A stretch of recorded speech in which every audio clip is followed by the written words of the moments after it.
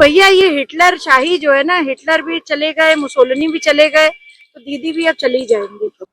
स्वागत है आप सभी का एनएफ न्यूज पर। मैं हूं आपके साथ रोहित। हिटलर चला गया, अब दीदी भी जाएंगे। अगर विपक्ष का यही रवैया रहा तो बिहार के बाद असम, पश्चिम बंगाल और तमिलनाडु में भी उसका सफाया हो जाएगा। एक बयान है उत्तर प्रदेश की महिला आयोग की उपाध्यक्ष बीजेपी की नेता अपर्णा यादव का, और दूसरा बयान है केंद्रीय मंत्री एलजेपी आर के सर्वे सर्वा चिराग पासवान का। बिहार में जीत के बाद एनडीए उत्साहित है और बारी अब पश्चिम बंगाल की है, क्योंकि प्रधानमंत्री नरेंद्र मोदी ने कह दिया है जहां मां गंगा जाएंगी वहां पर बीजेपी आएगी। मेरे साथ हैं वरिष्ठ पत्रकार पंकज प्रसून। इन साथ में चर्चा करेंगे कि जो कुछ अपर्णा कह रहे हैं, चिराग कह रहे हैं, उसके पीछे की प्लानिंग क्या है, बीजेपी पश्चिम बंगाल में किस तरीके से अपना प्लान तैयार कर रही है। पंकज जी, बस पश्चिम बंगाल का चुनाव आपको कैसा दिख रहा है? अभी यहां से अगर शुरुआत करें तो समझ लीजिए आज से हमने पश्चिम बंगाल चुनाव की कवरेज शुरू कर दी, और पहले दिन आपको पश्चिम बंगाल कहां दिख रहा है और इन बयानों को आप कैसे डिकोड करेंगे? आज की तारीख में मैं बताऊं कि मुझे व्यक्तिगत रूप से ममता बनर्जी स्ट्रांग दिख रही है आज की तारीख में। अब पूछिए क्यों? ममता बनर्जी का सबसे बड़ा जो स्ट्रेंथ है बंगाल में ना, वो बंगाली अस्मिता है। जैसे ही आप उनके खिलाफ सवाल उठाइएगा तो वो सीधे कह देंगे कि ये हिंदी बोलने वाला या दूसरा राज्य का लोग बंगाली से नफरत करता है, इसलिए ऐसा बोल रहा है। एक इमोशनल इशू है बंगाल में, जिसको हमेशा बड़ा विक्टिमहुड की तरह वो प्ले करती है। Point number 1। पॉइंट नंबर 2, आप दिल्ली की मीडिया के नजरिए से देखेंगे तो आपके लिए रोहिंग्या, बांग्लादेशी या हिंदू प्रताड़ना, ये सब मुद्दे होंगे बंगाल के। लेकिन आप आम बंगालियों के बीच जाइएगा तो वहां पे 1100 रुपया आंगनबाड़ी सेविकाओं को जो दी है वो मुद्दा है।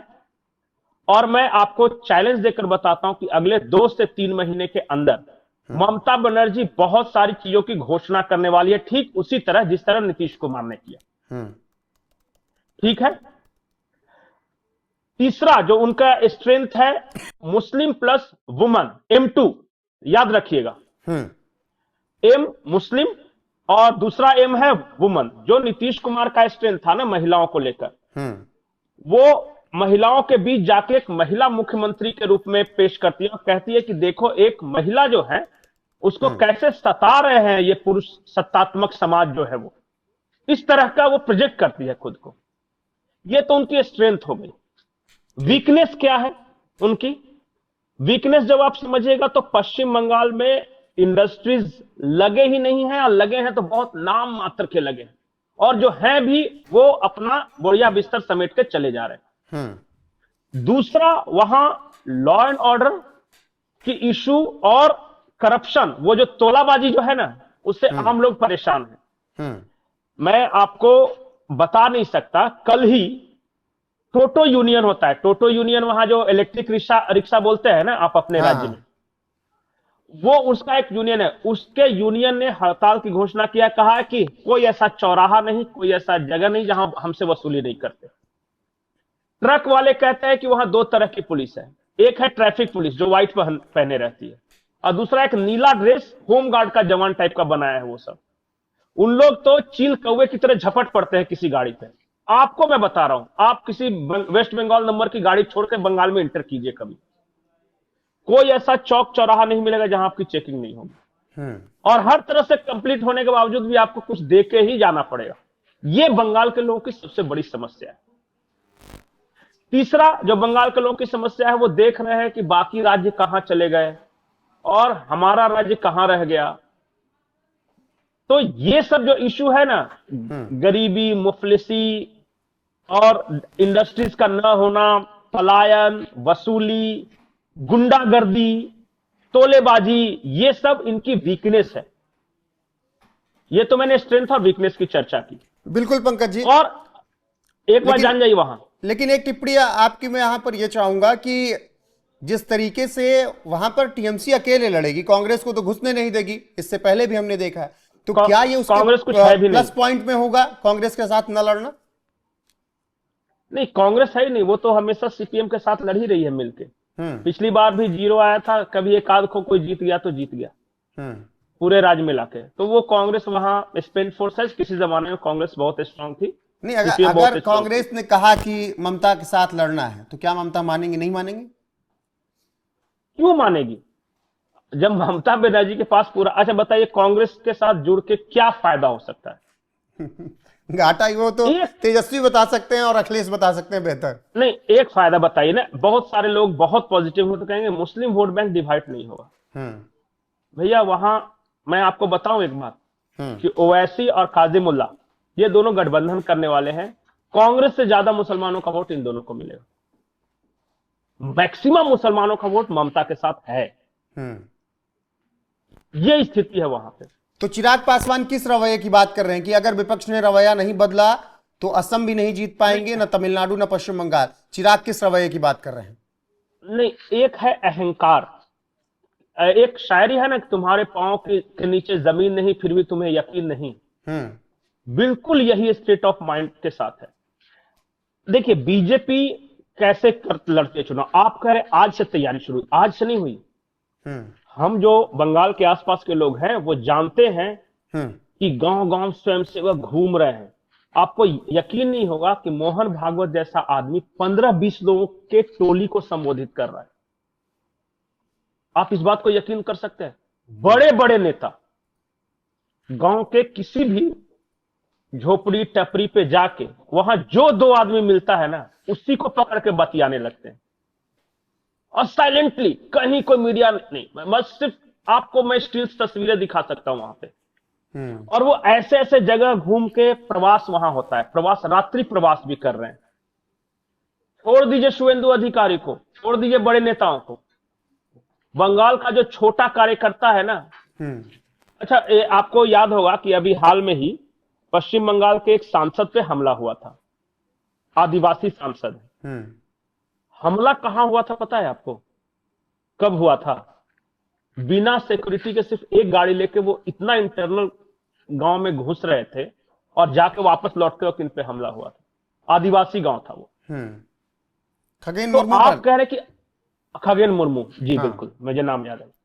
अब आप बताइए कि जो 5 साल 365 दिन 24 घंटे सिर्फ और सिर्फ राजनीति कर रहा है, और उसके पास एक ऐसे कार्यकर्ताओं की फौज है जिसका कोई काम नहीं, 24 घंटे वो यही काम कर रहा है कि जा रहा है दीदी भैया दादा बोदी करके वो अपना ऐसे ऐसे गांव में रह रहा है। अरे देखता है कि यहां पे जरा भी उसको चांस लगता है ना कि ये हमें वोट दे सकता है तो उसके यहां रुक जाते हैं, उसके गांव में रुक जाते हैं।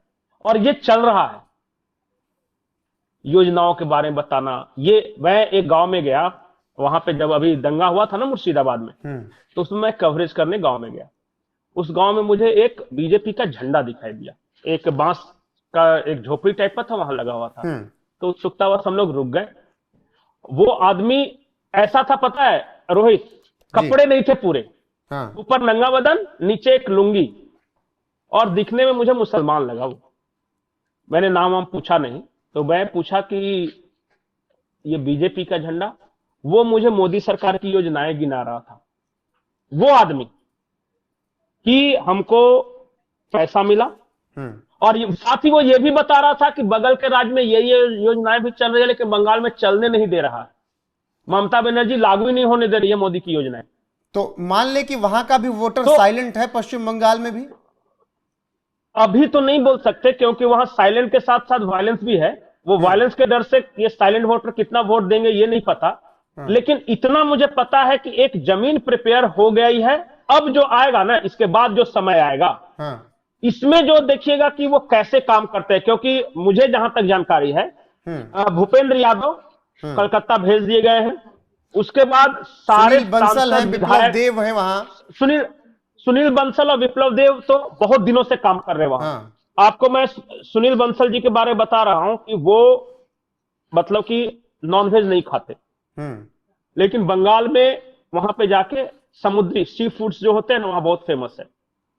वो आदमी एक जगह बैठा और उस गांव का कल्चर था कि आपको सी फूड खाना पड़ेगा, अब ये आदमी दिक्कत की, अगर मैं बोल दूं कि मैं नहीं खाता हूं तो कहेंगे ये ब्राह्मणवादी है और नॉर्थ इंडियन है और राजस्थान का है। उन्होंने उनका मान रखने के लिए जीभ पे चखा, इस हद तक वो कुर्बानी देते हैं। और सुनील देवधर जी, विप्लव देव, सुनील बंसल, ये सब लगे हुए हैं, वहां काम कर रहे हैं, आज से नहीं कर रहे हैं। वो 1.5 साल एकदम कंटिन्यू वहीं पे है ही, अब गांव गांव घूम रहे हैं, प्रवास कर रहे हैं ये। तो अब बताइए, जो इस तरह के डेडिकेटेड कार्यकर्ता है। और दूसरी तरफ देखिए, मैं टीएमसी की बात नहीं कर रहा हूं, टीएमसी तो सत्ता में है, उसका तो पूरा स्ट्रक्चर है, उसका पूरा प्रशासन उसका है। तो क्या मैं आज बोल रहा हूं कि पंकज जी, यही जो माइक्रो मैनेजमेंट है, क्या इसी वजह से इतना कॉन्फिडेंट है कि एनडीए या बीजेपी की बिहार की जीत के बाद प्रधानमंत्री सीधा पश्चिम बंगाल का जिक्र करते हैं? गृह मंत्री अमित शाह कहते हैं कि दीदी आपका वक्त खत्म हो चुका। एनडीए के सहयोगी चिराग पासवान का यह बयान आता है। उत्तर प्रदेश से अपर्णा कहती हैं कि हिटलर भी गया और दीदी का भी वक्त आ गया जाने का। क्या यही कॉन्फिडेंस है इस माइक्रो मैनेजमेंट की वजह से?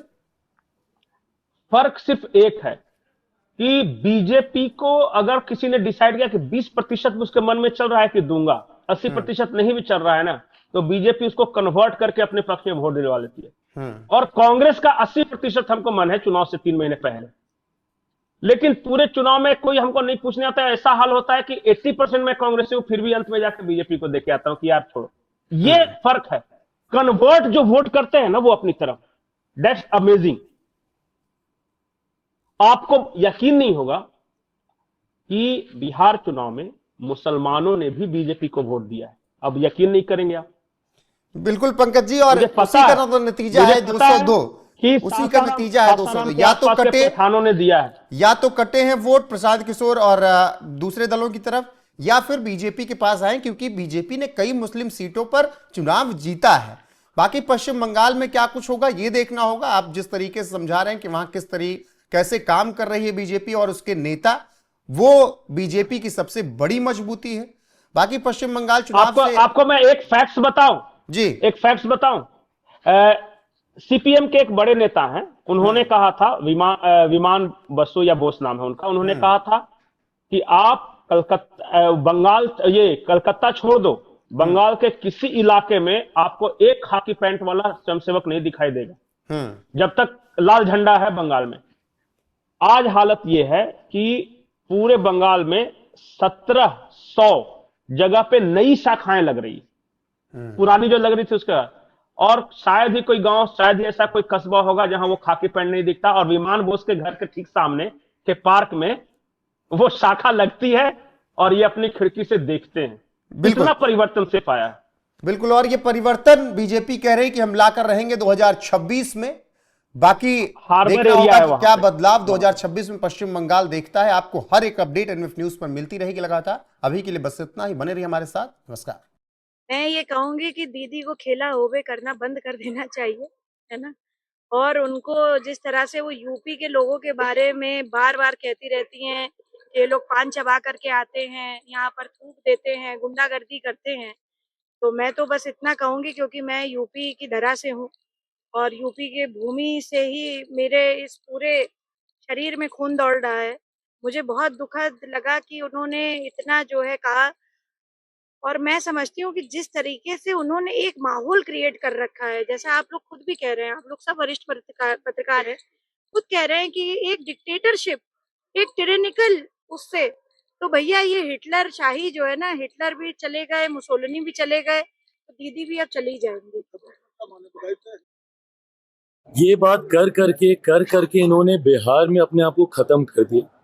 अब बंगाल में भी खत्म करेंगे, असम में भी अपने आप को खत्म करेंगे, तमिलनाडु में भी अपने आप को खत्म करेंगे। देश भर में दिक्कत ये है कि विपक्ष के नेता जितना समय बहाना ढूंढने में लगाते हैं, उसका 1% समय भी अगर अपने भीतर झांकने में लगाएं और अपने अंदर सुधार लाने में करें तो संभवतः विपक्ष का कुछ बेहतर हो जाएगा। आज भी इन लोगों को 1% इस बात का एहसास नहीं है कि बिहार की जनता ने राजद को, उनकी सोच, उनकी कार्यशैली, उनका जिस तरीके से व्यवहार रहता है, उस वजह से नकारने का काम किया। राहुल जी का बार बार ये एसआईआर, ये जनता के बीच गया ही नहीं है ये विषय, पर ये लोग इस पे मंथन नहीं करेंगे, ये लोग बहाना ढूंढेंगे और ये बहाना ढूंढते ढूंढते महागठबंधन बिहार से समाप्त हो गया है और तथाकथित जो इंडिया अलायंस है वो भी देश भर में से समाप्त हो गया।